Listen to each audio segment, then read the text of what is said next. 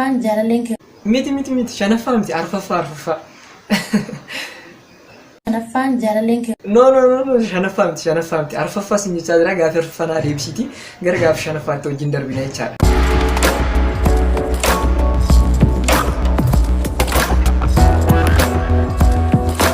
Ashama hordoftoota chaanaalii Yoonii Yookoo akkam jirtan fayyaa keessanii ani waaqafaa galatu nagaa koodhaa har'as akkuma baratame viidiyoo tokkoon deebi'ee isiniif dhufee jira.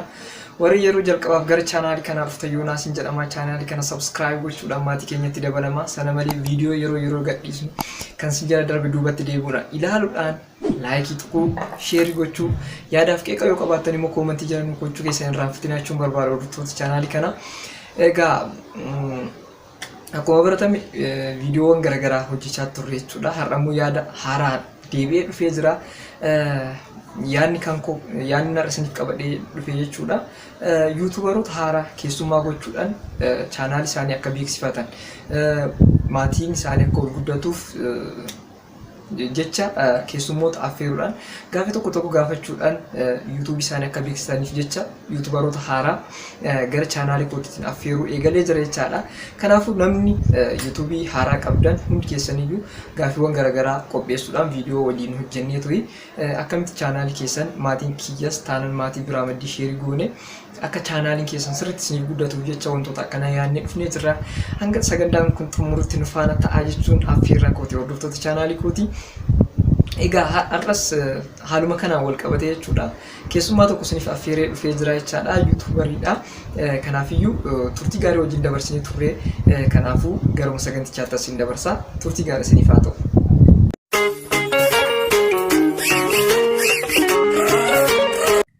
Ashamaa harka fuudhee kabajamtoota fi jaalatamtoota hordoftoota Yoonii Yookoo akkam jirtan nagaa keessanii ani nagaa kooti galataa waaqayyoo. Isinis bakka jirtanitti nagaa akka taatan abdiin qaba. Egaa Yoonii keessummaa gootee naafeeruu keetiif guddaa galatoomi. Maqaa dhaggeeffattoota keetiin baay'ee galateeffadha. Ittaansuudhaan Yoonii wajjin gaaffii deebii goonetu jira. Yooniin egaa gaaffii naaf dhiyeesse jechuudha. Gaaffii kana egaa deebisuudhaaf kan dhufe. Kanaafuu amma garuma gaaffiittan isin dabarsa. Gaaffii tokkoffaan maqaa kee fi maalirraa akka jirtu jedha. Maqaan koo Alamituu Badhawoon jedhama. Kanan jiraadhu Imaaraat yookaan Dubaay keessa mana maadabiin hojjedha jechuudha. Gaaffiin inni lammaffaan immoo yuutuubii eegaluudhaaf maaltu si kakaase jedha. Egaa yuutuubii hojjechuudhaaf maaltu si kakaase kan jedhu yuutuubii hojjechuudhaaf fedhiidhuman qaba jechuudha. Sababa lama tokkoffaan maanni iddoon hojjedhu kanatti nyaata adda addaan hojjedha. Nyaata baay'ee hojjedha waan ta'eef sababa kanaaf nyaata kana obboleewwan koo akkasuma haarawaa kan ta'an akkasuma immoo nyaanni egaa mana tokkotti kan hojjetamuu fi mana biraa kan hojjetamu garaagara waan ta'eef sababa kanaan poostii godhee yuutuubii banee achirratti obboleewwan koos akka ilaalanii hojjetan akkasuma immoo inni lammataa obboleewwan koo biyya Arabaa keessa jiran keessattuu shamarran gorsa mudannoo akkasuma barumsa adda addaa gara fuulduraatti waan kana walirraa baranna jedhee tanan jechuudha. Kanaaf egaa akka fedhaa fi waaqayyootti gara fuulduraatti wantoota baay'ee walirraa baranna jedhee tanan yaada. Sababa kana jechuudha. Inni sadaffaan immoo jaalalli mee akkamsiif jedha. Jaalalli anaaf jaalala jechuun dhugaa jechuudha. Jaalalli dhugaa jaalalli jireenya ilma namaa keessatti jaalalli barbaachisaadha. Jaalalli qulqulluudha jechuudha. Jaalalli wantoota waan akka sobaa fakkeessuu wanta hundumarraa qulqulluu kan ta'e namni egaa jaalalli jireenya namaa keessatti barbaachisaadha jechuudha. Egaa gaaffii arfaffaan jechuudha. Jaalallee hin qabdaa fi jaalalichi akkamitti akka eegalame nuuf ibsi kan jedhudha. Shanaffaan jaalalleen miti shanaffaa miti arfaffaa. Shanaffaan jaalalleen No shanaffaa miti arfaffaa sin jechaa jira gaaffii arfaffanaa deebisiti gara gaaffii shanaffaatti wajjin darbina jechaadha. Okay, ishi ayyamamtu ta'uu baachuu dandeecha tariiti hundaafiyyuu bakka egaa shanaffaa jettee arfaffaa sin jechaa tureyyuu egaa shanaffaa kan jettu ta'e itti fufi gaaffii shanaffaa.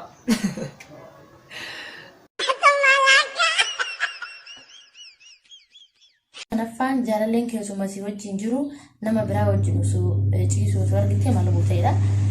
Jaalalleen koo osoo na wajjin jiru nama biraa wajjin ciisee yoon arge wantuun jiru bakka inni kun kan kiyyaa miti anaaf miti kan uumame jedhee dhiisuu bichaadha jechuudha. Lammata ija isaa arguun barbaadu dhiisee deemuudha jechuudha.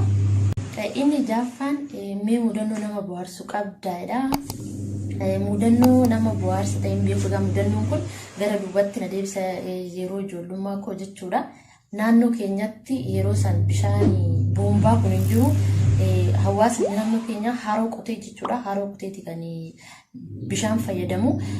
Haroo san immoo namatu eegaa. Haroo lama jira. Haroo lamaa san ganama obboroodhaan deemaniif hidhee gana galgalaa horiin wantoonni garaagaraa akka seenetoon hin dhugneef jechuudha. Kanaaf guyyaa taraan waan ta'eef taraan guyyaa maatii koora waan ga'eef ganama obboroodhaan ka'eetanan laga san eeguudhaaf deema. Achi yeroon deemu munni guddaan tokko jigeechiisa. Mukichi guddaadha haaf yookiin damee qaba inni sun irraa mummuramee jira. Amma yeroon deemu lagni tokko kan namni baay'inaan dhufee waraabbatu jira. Inni kun immoo namni baay'inaan dhufu nama kan baay'inaan dhufee waraabbatu san qabachuudhaaf jechuudha. Namni biraa akka dhufee iddoo sanii laga sanii hin qabanne.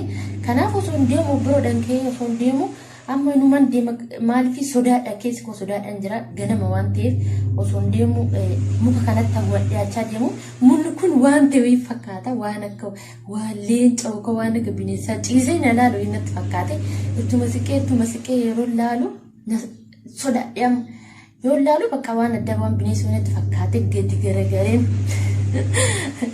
Didicha fiigicha qo'uu jecha galee wayyoo na nyaatee badee jecha fiigee galee akkasitti maal jedhanii namni munuuf fiiganii dhufanii achi bakka yeroo dhufanii maal achitti bineensoti jira yeroo bira dhaqan homtuu hin jiru akkasitti guyyaa san laga sanillee laga namni baay'inaan dhufee waraabbatu sanis hin arganne taraan iddoo sanis hin arganne akkasitti mucaan laga taraa guyyaa san wajjin eenyu kana nan barbaade san qabate immoo kan biraa eegee mudannoon kun yeroo kam hundagadhu yeroo san xiqqoodha sirriitti waggaa 11 waan akkasii yoo ta'edha. Kana fakkaatee jira mudannoon koo nama bohaarsas ta'een beeku hundumaafuu gaafii torbaffaan namni tokko jaalala kee qabamee na jaalachuutii hoyyamoo barakinaa dhuguu hedduu si wayyoo siin jedhi maal gooteera. Namni tokko si jaalachuu wayya guutumaan guututti barakinaa yookaan firooleksii dhugin jedhuuni maaliifi akka obboleessatti itti dhiyaadhee gorseen nama kana yaada isaa jijjiirsitee karaa obbolummaa sitten jijjiiritu akka inni jiraatu taasisa malee akka duun barbaadu jechuudha. Kanaafuu namni lubbuu nama tokko irratti faraduun gaarii miti jechuudha akka duun barbaadu karaadhuma obbolummaatiin gorseen sirreessaa yoo ta'u baate immoo yoo amalumaan sirreessa bakka kana jechuudha. Inni 8ffaan karoorri gara fuulduraa maalii karoorri gara fuulduraa tokkoffaa biyya Oromaa kana keessaa galee wanta mataa koo hojii tokko uummadhee hojjechuun barbaada. Maaliifi umrii koo guutuu yookaan immoo biyyuma Oromaa keessatti fixuun barbaannu hundumaafuu dhaamsa kooti jechuudha. Galii wanta xiqqoos ta'u hojii mataa keenyaa tokko qabachuu qabna hojjechuu qabna. Akkasuma immoo yuutuubii koo kanallee dhugaa sirriitti guddiseetoo barumsaa fi wanta nama bashannansiisu wanta nama barsiisu irratti dabarsuun barbaada. Yuutuubii koo guddisuun barbaada jechuudha. Karoora koo fuuldura isa kana gaafiin inni 9ffaan gorsa shamarraniif qabdu jira keessattuu shamarran biyya alaa jedha. Gorsi shamarraniif qabu keessattuu obboleewwan koo biyya Arabaa keessa jiran dhugaa waaqaa maal akkan jedhu beeku obboleewwan koo biyya Arabaa keessa jiru. Hanga danda'ameen wanta hojjennu kana qarshii hojjennu ofii keenyaaf xiqqoos ta'u qabachuu qabna.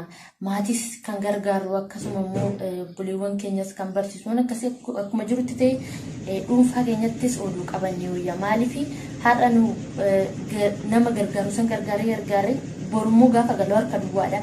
Namni sunis harka keenya eeggata isaan Isaa sunis boru rakkoo ta'an nus harka duwwaatti waafni gaarii ta'u kanaafuu qarshii keechaan qabadhaa xiqqoollee haa taatu akkasuma immoo namoonni tokko nama online irraan jaalatanii waan akkasii ergitan sanis isaa nama hin beekne eenyummaa isaa akka hin beekne akka hin ergine gorsa kooti jechuudha. Gorsi kobaadha garuu yeroo waan hin qabneefu ammaaf kanumaan jedha.